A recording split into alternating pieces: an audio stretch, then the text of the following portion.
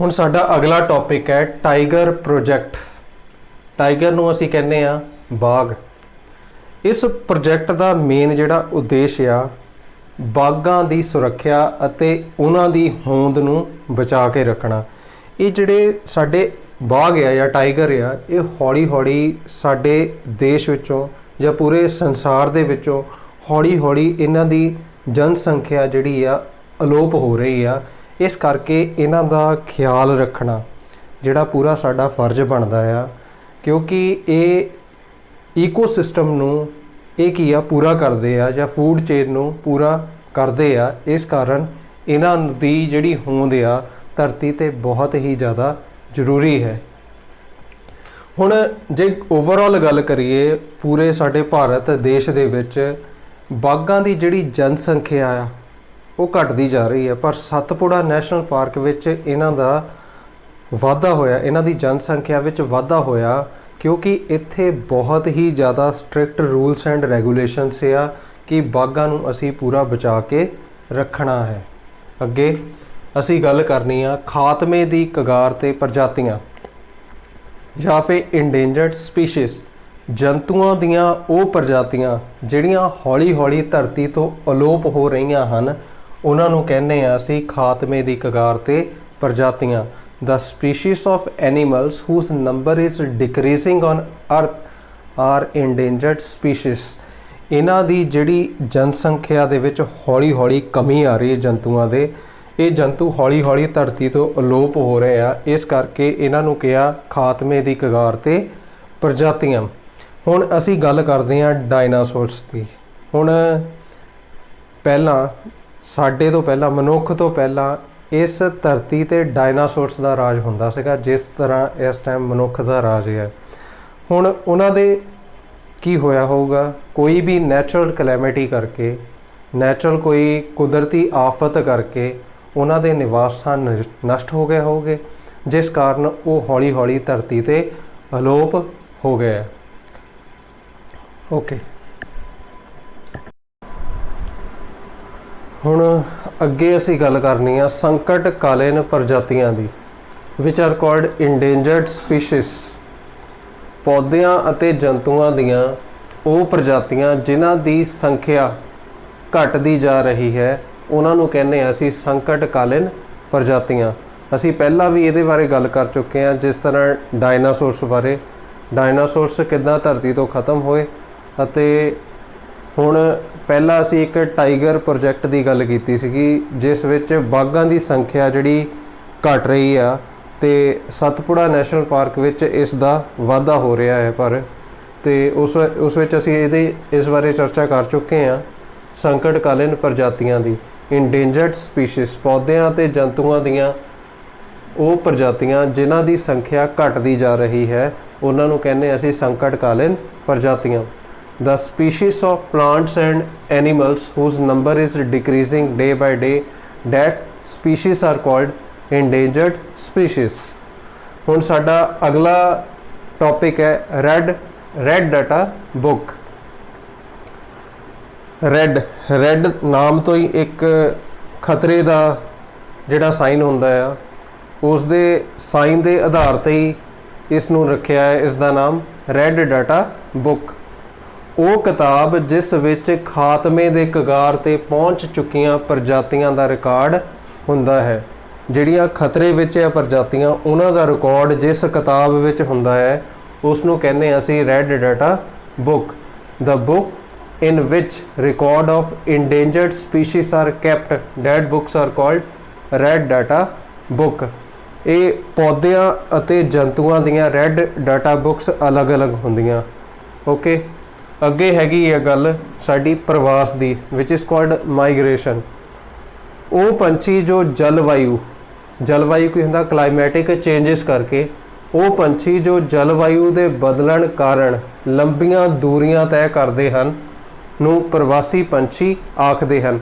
ਇਸ ਪੂਰੀ ਪ੍ਰਕਿਰਿਆ ਨੂੰ ਪ੍ਰਵਾਸ ਆਖਦੇ ਹਨ। ਕੁਝ ਪੰਛੀ ਇੱਦਾਂ ਦੇ ਹੁੰਦੇ ਆ ਕਿ ਜਿਹੜੇ ਲੰਬੀਆਂ ਦੂਰੀਆਂ ਤੈਅ ਕਰਦੇ ਆ। ਕਦੀ ਕਦੀ ਉਹਨਾਂ ਦੇ ਏਰੀਏ ਵਿੱਚ ਕੁਝ ਇੰਨੀ ਜ਼ਿਆਦਾ ਠੰਡ ਪੈ ਜਾਂਦੀ ਆ ਕਿ ਉਹ ਆਂਡੇ ਉਸ ਜਗ੍ਹਾ 'ਤੇ ਨਹੀਂ ਦੇ ਸਕਦੇ, ਜਿਸ ਕਾਰਨ ਉਹਨਾਂ ਵਿੱਚ ਆਂਡਿਆਂ 'ਚ ਕੋਈ ਨਾ ਕੋਈ ਤਬਦੀਲੀ ਆ ਜਾਂਦੀ, ਖਰਾਬ ਹੋ ਜਾਂਦੇ ਹੋਗੇ ਉਹਨਾਂ ਦੇ ਆਂਡੇ ਠੰਡੀਆਂ ਜਗ੍ਹਾ 'ਤੇ। ਇਸ ਕਾਰਨ ਉਹ ਲੰਬੀਆਂ ਦੂਰੀਆਂ ਤੈਅ ਕਰਦੇ ਆ ਤਾਂ ਕਿ ਇੱਕ ਸਹੀ ਵਾਤਾਵਰਣ ਵਿੱਚ ਜਾ ਕੇ ਉਹ ਆਪਣੇ ਆਂਡੇ ਦੇ ਸਕਣ। ਉਹ ਪੰਛੀ ਜੋ ਜਲਵਾਯੂ ਕਲਾਈਮੈਟਿਕ ਚੇਂਜ, ਠੰਡ ਦੇ ਕਾਰਨ ਜਾਂ ਫਿਰ ਜ਼ਿਆਦਾ ਗਰਮੀ ਦੇ ਕਾਰਨ ਵੀ ਹੋ ਸਕਦਾ ਆ, ਉਹ ਪੰਛੀ ਜੋ ਜਲਵਾਯੂ ਦੇ ਬਦਲਣ ਕਾਰਨ ਲੰਬੀਆਂ ਦੂਰੀਆਂ ਤੈਅ ਕਰਦੇ ਹਨ ਨੂੰ ਪ੍ਰਵਾਸੀ ਪੰਛੀ ਆਖਦੇ ਹਨ। ਇਸ ਪੂਰੀ ਪ੍ਰਕਿਰਿਆ ਨੂੰ ਪ੍ਰਵਾਸ ਆਖਦੇ ਹਨ। ਜੇ ਅੰਗਰੇਜ਼ੀ ਭਾਸ਼ਾ ਦੀ ਗੱਲ ਕਰੀਏ, some birds fly to far away area due to climatic changes. These birds are migratory bird and this process is called migration. Okay. ਹੁਣ ਸਾਡਾ ਅਗਲਾ ਟੌਪਿਕ ਹੈ ਕਾਗਜ਼ ਦਾ ਪੁਨਰ ਚੱਕਰ, which is called recycling of the paper. ਹੁਣ ਕਾਗਜ਼ ਦੀ ਜਿਹੜੀ ਲੋੜ ਆ ਉਹ ਵੀ ਜਿਹੜੀ ਆ ਜੰਗਲਾਂ ਦੀ ਕਟਾਈ ਦੇ ਲਈ ਬਹੁਤ ਵੱਡੀ ਜ਼ਿੰਮੇਵਾਰ ਹੈ। ਹੁਣ ਜੇ ਅਸੀਂ 1 ਟਨ ਕਾਗਜ਼ ਪੈਦਾ ਕਰਨਾ, ਉਹਦੇ ਲਈ ਸਾਨੂੰ 17 ਵਿਕਸਿਤ ਦਰਖਤਾਂ ਦੀ ਲੋੜ ਪੈਂਦੀ ਹੈ। ਇਹ ਬਹੁਤ ਲਾਰਜ ਅਮਾਊਂਟ ਦੇ ਵਿੱਚ ਦਰਖਤਾਂ ਦੀ ਸੰਖਿਆ ਆ। ਹੁਣ ਜੇ ਅਸੀਂ ਦਰਖਤਾਂ ਨੂੰ ਬਚਾਉਣਾ ਆ ਤੇ ਸਾਨੂੰ ਸਾਡੇ ਮਾਈਂਡ ਦੇ ਵਿੱਚ ਕੁਝ ਸਿਧਾਂਤ ਸਾਨੂੰ ਬਿਠਾਉਣੇ ਪੈਣੇ ਆ। ਉਹ ਸਿਧਾਂਤ ਹਨ ਘੱਟ ਵਰਤੋਂ, ਮੁੜ ਵਰਤੋਂ ਅਤੇ ਪੁਨਰ ਚੱਕਰ। ਘੱਟ ਵਰਤੋਂ ਨੂੰ ਅਸੀਂ ਕਹਿੰਦੇ ਰੀਯੂਜ਼, ਮੁੜ ਵਰਤੋਂ ਘੱਟ ਵਰਤੋਂ ਨੂੰ ਅਸੀਂ ਕਹਿੰਦੇ ਰਿਡਿਊਸ ਦਾ ਮਤਲਬ ਹੁੰਦਾ ਘੱਟ। ਮੁੜ ਵਰਤੋਂ ਨੂੰ ਕਹਿੰਦੇ ਆ ਰੀਯੂਜ਼, ਅਸੀਂ ਕਾਗਜ਼ ਦੀ ਦੁਬਾਰਾ ਯੂਜ਼ ਵਿੱਚ ਉਹਨੂੰ ਲੈ ਕੇ ਆਈਏ। ਪੁਨਰ ਚੱਕਰ, ਇਸ ਦਾ ਪੁਨਰ ਚੱਕਰ ਮਤਲਬ ਕੀ ਹੁੰਦਾ, ਕਾਗਜ਼ ਨੂੰ ਫਿਰ ਉਹਦਾ ਪੁਨਰ ਚੱਕਰ ਕਰਕੇ ਦੁਬਾਰਾ ਉਸ ਤੋਂ ਹੀ ਕਾਗਜ਼ ਬਣਾਇਆ ਜਾਵੇ, ਉਸ ਨੂੰ ਕਹਿੰਦੇ ਆ ਅਸੀਂ ਰੀਸਾਈਕਲ। ਹੁਣ ਇਹਦੇ ਬਾਰੇ ਅਸੀਂ ਪੜ੍ਹਦੇ ਹਾਂ। ਘੱਟ ਵਰਤੋਂ, ਜਿੰਨੀ ਵੀ ਹੋ ਸਕਦੀ ਆ ਸਾਨੂੰ ਕਾਗਜ਼ ਦੀ ਘੱਟੋ ਘੱਟ ਵਰਤੋਂ ਕਰਨੀ ਚਾਹੀਦੀ ਹੈ ਤਾਂ ਜੋ ਅਸੀਂ ਆਪਣੇ ਦਰਖਤਾਂ ਨੂੰ ਬਚਾ ਸਕੀਏ। ਅੱਗੇ ਹੈਗਾ ਸਾਡਾ ਮੁੜ ਵਰਤੋਂ। ਹੁਣ ਇਹਦੇ ਬਾਰੇ ਅਸੀਂ ਚਰਚਾ ਕਰਦੇ ਹਾਂ।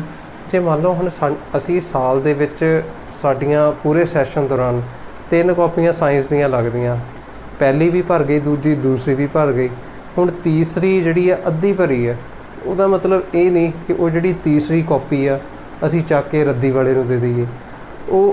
ਉਹਨੂੰ ਇਸ ਤਰ੍ਹਾਂ ਅਸੀਂ ਵਰਤ ਸਕਦੇ ਹਾਂ, ਜਿਹੜੀ ਅੱਧੀ ਕਾਪੀ ਆ ਜਾਂ ਤਾਂ ਉੱਤੇ ਮੈਥ, ਇੰਗਲਿਸ਼, ਸਾਇੰਸ ਦਾ ਉਹਨੂੰ ਰਫ ਕਾਪੀ ਦੇ ਵਜੋਂ ਵੀ ਅਸੀਂ ਵਰਤਿਆ ਜਾ ਸਕਦਾ। ਇਸ ਕਰਕੇ ਮੁੜ ਵਰਤੋਂ, ਜਿਹੜੀ ਕਾਗਜ਼ ਦੀ ਮੁੜ ਵਰਤੋਂ ਕਰਕੇ ਅਸੀਂ ਦਰਖਤਾਂ ਨੂੰ ਬਚਾ ਸਕਦੇ ਹਾਂ। ਅੱਗੇ ਹੈਗਾ ਪੁਨਰ ਚੱਕਰ। ਅਸੀਂ ਘੱਟੋ ਘੱਟ 5 ਤੋਂ 7 ਵਾਰ ਕਾਗਜ਼ ਦਾ ਪੁਨਰ ਚੱਕਰ ਕਰ ਸਕਦੇ ਹਾਂ, ਜਿਸ ਦੁਆਰਾ ਅਸੀਂ ਦਰਖਤਾਂ ਨੂੰ ਬਚਾ ਸਕਦੇ ਹਾਂ। ਹੁਣ ਜੇ ਅਸੀਂ ਹਰ ਰੋਜ਼ ਘੱਟੋ ਘੱਟ 1 ਕਾਗਜ਼ ਬਚਾਈਏ, ਪੂਰੇ ਸਾਲ ਦੇ ਵਿੱਚ ਅਸੀਂ ਬਹੁਤ ਸਾਰੇ ਦਰਖਤ ਆਪਣੇ ਬਚਾ ਸਕਦੇ ਹਾਂ। ਹੁਣ ਜਦੋਂ ਕਾਗਜ਼ ਬਣਦਾ ਆ ਉਹਦੇ ਲਈ ਪਾਣੀ ਅਤੇ ਊਰਜਾ ਦੀ ਬਹੁਤ ਲੋੜ ਪੈਂਦੀ ਆ। ਇਸ ਤਰ੍ਹਾਂ ਅਸੀਂ ਪਾਣੀ ਅਤੇ ਊਰਜਾ ਨੂੰ ਵੀ ਬਚਾ ਸਕਦੇ ਹਾਂ, ਉਸ ਨੂੰ ਹੋਰ ਕੰਮਾਂ ਦੇ ਲਈ ਵਰਤ ਸਕਦੇ ਹਾਂ, ਪਾਣੀ ਅਤੇ ਊਰਜਾ ਨੂੰ। ਓਕੇ, ਹੁਣ ਜਿਹੜਾ ਸਾਡਾ ਲਾਸਟ ਟੌਪਿਕ ਆ ਰੁੱਖ ਲਗਾਉਣਾ, which is called reforestation। ਹੁਣ ਇਸ ਦਾ ਨਾਮ ਤੋਂ ਹੀ ਕਲੀਅਰ ਆ ਕਿ ਰੁੱਖ ਲਗਾਉਣਾ, ਕਿ ਰੁੱਖਾਂ ਨੂੰ ਲਗਾਉਣਾ। ਜੰਗਲਾਂ ਤੇ ਕਟਾਈ ਦਾ ਸਿਰਫ ਇੱਕ ਹੱਲ ਆ, ਰੁੱਖ ਲਗਾਉਣਾ, which is called reforestation। ਜੇ ਜੰਗਲ ਨੂੰ ਅਸੀਂ ਕੱਟ ਲੈਂਦੇ ਹਾਂ, ਉੱਥੇ ਦੁਬਾਰਾ ਦਰਖਤ ਉਗਾਓ। ਹੁਣ ਦਰਖਤ ਇੱਦਾਂ ਉਗਾਉਣੇ ਚਾਹੀਦੇ, ਜਿਹੜੇ ਦਰਖਤਾਂ ਦੀ ਪ੍ਰਜਾਤੀ ਅਸੀਂ ਕੱਟੀ ਆ ਉਹੀ ਦਰਖਤ ਦੀ ਪ੍ਰਜਾਤੀ ਸਾਨੂੰ ਲਗਾਉਣੀ ਚਾਹੀਦੀ ਹੈ। ਇਸ ਤਰ੍ਹਾਂ ਅਸੀਂ ਜਿਹੜਾ ਆਪਣੀ ਧਰਤੀ 'ਤੇ ਪ੍ਰਜਾਤੀ, ਉਸ ਦਰਖਤ ਦੀ ਪ੍ਰਜਾਤੀ ਨੂੰ ਬਚਾ ਸਕਦੇ ਹਾਂ। ਓਕੇ, ਹੁਣ ਜੇ ਅਸੀਂ ਮੰਨ ਲਓ ਕੱਟੇ ਗਏ ਜੰਗਲ ਨੂੰ ਇਸ ਤਰ੍ਹਾਂ ਹੀ ਛੱਡ ਦਈਏ, ਠੀਕ ਹੈ, ਥੋੜ੍ਹੇ ਸਮੇਂ ਲਈ, ਉਹ ਆਪਣੇ ਆਪ ਹੀ ਉਹ ਆਪਣਾ ਰੂਪ ਉਸੇ ਤਰ੍ਹਾਂ ਲੈ ਲੈਂਦਾ। ਉੱਥੇ ਖੁਦ ਹੀ ਦਰਖਤ ਆਪਣੇ ਆਪ ਪੈਦਾ ਹੋਣ ਲੱਗ ਪੈਂਦੇ ਆ। ਜੇ ਅਸੀਂ ਜੰਗਲਾਂ ਨੂੰ ਕੱਟ ਵੀ ਲੈਂਦੇ ਹਾਂ, ਉਸ ਨੂੰ ਛੇੜਛਾੜ ਉਸ ਦੇ ਨਾਲ ਨਾ ਕਰੋ ਤਾਂ ਕਿ ਉੱਥੇ ਉਹ ਆਪਣੇ ਆਪ ਵਿਕਸਿਤ ਹੋ ਜਾਵੇ। ਹੁਣ ਕਦੀ ਕਦੀ ਇੱਦਾਂ ਹੁੰਦਾ ਕਿ ਜੰਗਲਾਂ ਵਿੱਚ ਅੱਗ ਲੱਗ ਜਾਂਦੀ ਹੈ, ਪਰ ਥੋੜ੍ਹੇ ਸਮੇਂ ਬਾਅਦ 2-3 ਸਾਲ ਬਾਅਦ ਉਹ ਜੰਗਲ ਫਿਰ ਉਸੇ ਤਰ੍ਹਾਂ ਲੱਗਣ ਲੱਗ ਪੈਂਦਾ। ਤੱਕ 2-3 ਸਾਲ ਬਾਅਦ ਵੀ ਕਹਿਤਾ, ਸਾਲ ਬਾਅਦ ਹੀ ਉੱਦਾਂ ਦਾ ਲੱਗਣ ਲੱਗ ਪੈਂਦਾ ਉਹ ਵਾਲਾ ਜੰਗਲ। ਇਸ ਤਰ੍ਹਾਂ ਜੇ ਜੰਗਲ ਵਿੱਚ ਕੁਝ ਅਸੀਂ ਕੱਟ ਵੀ ਲੈਂਦੇ ਹਾਂ, ਜੰਗਲ ਨੂੰ ਫਿਰ ਛੇੜੋ ਨਾ, ਉੱਥੇ ਉਹ ਆਪਣੇ ਆਪ ਹੀ ਵਿਕਸਿਤ ਹੋ ਜਾਂਦਾ ਪੂਰੇ ਜੰਗਲ ਦੇ ਵਿੱਚ। ਓਕੇ, ਹੁਣ ਅਸੀਂ ਪਹਿਲਾਂ ਪੜ੍ਹ ਚੁੱਕੇ ਹਾਂ ਕਿ ਜੇ ਅਸੀਂ ਜੰਗਲਾਂ ਨੂੰ ਕੱਟਦੇ ਹਾਂ ਤਾਂ ਇਸ ਦੇ ਬਹੁਤ ਸਾਰੇ ਮਾੜੇ ਪ੍ਰਭਾਵ ਹੁੰਦੇ ਆ, ਜਿੱਦਾਂ ਕਿ ਧਰਤੀ ਦਾ ਤਾਪ ਵੱਧ ਜਾਣਾ, ਠੀਕ ਹੈ, ਸੋਇਲ ਇਰੋਜ਼ਨ, ਭੌਂਕ ਰੋਣ ਲੱਗ ਪੈਂਦੀ, ਹੜ੍ਹ ਆਉਂਦੇ ਆ, ਠੀਕ ਹੈ। ਹੁਣ ਇਹ ਸਾਰੀਆਂ ਚੀਜ਼ਾਂ ਨੂੰ ਅਸੀਂ ਧਿਆਨ ਵਿੱਚ ਰੱਖਦੇ ਹੋਏ ਸਾਨੂੰ ਵੱਧ ਤੋਂ ਵੱਧ ਰੁੱਖ ਲਗਾਉਣੇ ਚਾਹੀਦੇ ਆ, ਤਾਂ ਜੋ ਅਸੀਂ ਇਹਨਾਂ ਦੇ ਮਾੜੇ ਪ੍ਰਭਾਵਾਂ ਤੋਂ ਬਚ ਸਕੀਏ। Okay, this is our last topic, so hope you have understood the topic, so thank you everyone.